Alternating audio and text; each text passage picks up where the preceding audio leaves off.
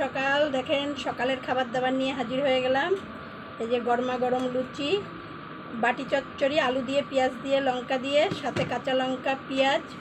দেখেন আমের পদ্ম ফুল করে দিয়েছি একটা, এই যে পাকা হিমসাগর আম, সাথে এই যে কাঁঠাল, খাজা কাঁঠাল।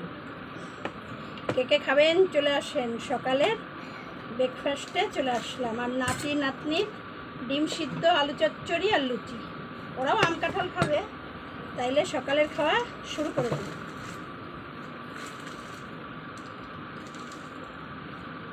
এই যে আলু খোসা শুদ্ধ আলু চচ্চড়ি খাওয়া শুরু করলাম। কে কে খাবেন চলে আসেন।